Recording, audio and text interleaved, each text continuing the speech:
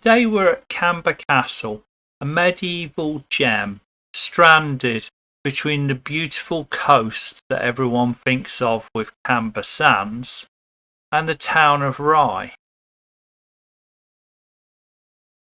This stretch of coast has been moving for centuries, and that's why in the middle of a field is this beautiful castle built by Henry VIII. Camber and Rye have long been significant. It's very close to the French coast, and with French raids, Rye became part of the Cinque Ports. The Cinque Ports were 5 ports who provided security for the nation.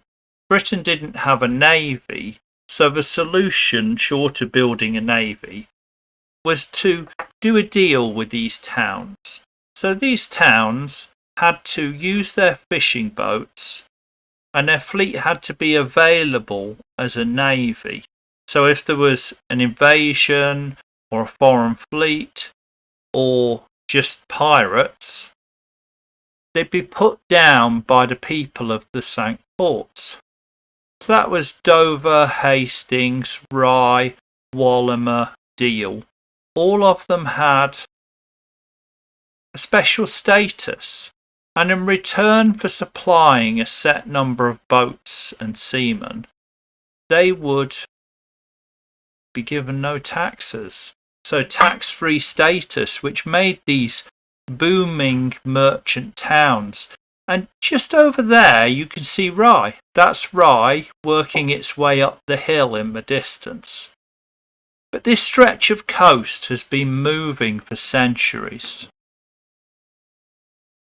So Henry VIII addressed this silting by building a fort to protect Britain. And you can see it was a pretty strong fort. It's round, but instead of being a single round, it's a rose made up of circles with an inner keep. It's actually a very similar design to Deal Castle, which is actually still in the town, still next to the shore. But here, the world's moved on and the coast has moved on. Where we're standing here would have been the sea, and the land would have been everything behind the castle. But you can see that the circles overlapping provide intersecting fields of fire. So a very strong defensive position. And this really helped to strengthen Rye, just as it did at Deal and Walmer, and ensure that as the importance of the Cinque Ports declined, they were still able to defend the nation. Sadly today times moved on, and the castle stranded in the middle of a field with no waves and seashore, but rather sheep.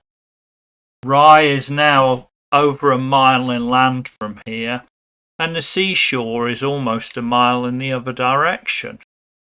There you can see the modern town of Camber, or village, and mainly its holiday parks enjoying the beautiful long sandy beaches. But right in the middle, hidden away, is Camber Castle. You can see it from Rye, you can see it as you drive into Camber, but it just sits so far away and never gets any closer. Today it's owned by English Heritage, but for such a beautiful castle, it's only open twice a month. So really you have less than 50 chances a year to see it. And otherwise, it's a long stroll through reclaimed land. This beautiful little gem, forgotten and left behind. You can still make out the history. You can see the fabric, the construction, the overall plan. But to actually get inside, you need to plan ahead. So plan ahead subscribe, and we're going to be covering some more interesting historic sites around Britain in the coming weeks. And when we get a chance to go back and film a bit more, we'll go to the beautiful town of Rye, probably the most beautiful medieval town on the south coast.